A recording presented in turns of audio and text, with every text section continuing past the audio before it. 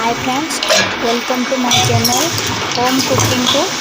आज आम प्रस्तुत करवा मीठा बरा रथयात्रा स्पेशल।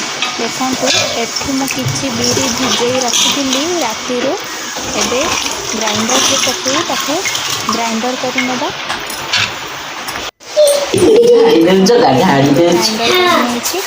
देखु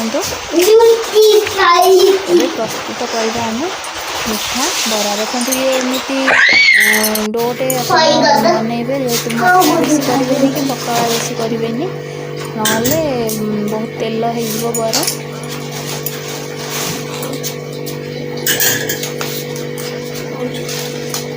एथिरे आम ए अल्प परिमाणर टिके सुजी पकईदबा जेहेतु बरा हल्का हाँपाई।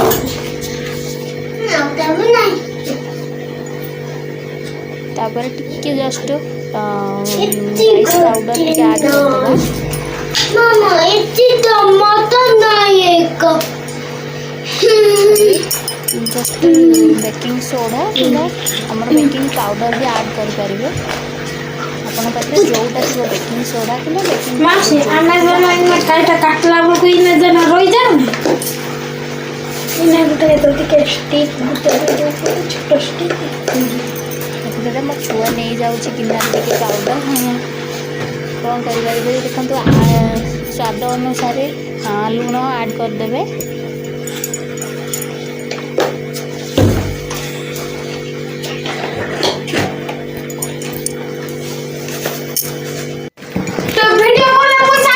कोड़ी देवे गरम तेल गोल गोल करके छाणीदेवे।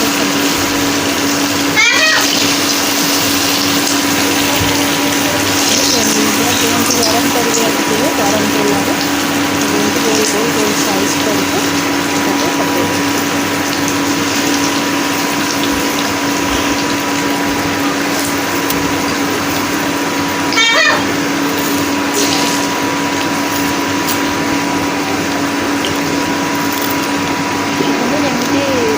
पकड़ पाख न लगे से को पकड़।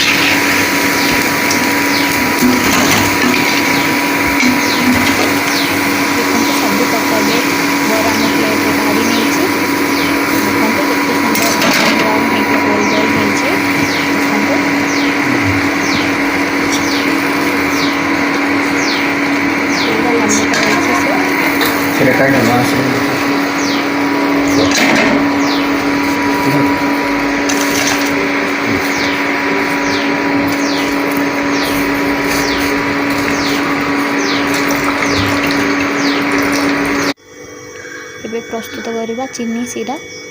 ଦେଖନ୍ତୁ ଏଠି ମୁଁ କିଛି ହାଫ୍ ପ୍ଲେଟ୍ ଚିନି ଦେଇଦେଇଛି ଏବଂ ଚିନି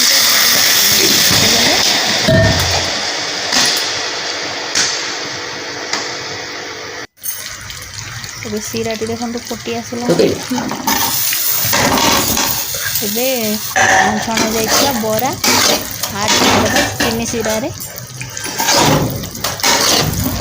ଏପଟ ସେପଟ ଟିକେ ଓଲଟେଇ ଦେବେ, ନହେଲେ ଚିନି ଶିରାଟି ବରାରେ ଭଲରେ ଲାଗିବନି।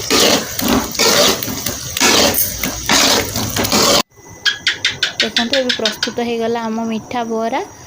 ଦେଖନ୍ତୁ ଚିନି ଉପରେ କେତେ ଭଲସେ ଲାଗିଛି ଏବଂ ପୁରା ହାଲୁକା ହେଇକି ହ୍ୱାଇଟ୍ ହ୍ୱାଇଟ୍ ହେଇଛି।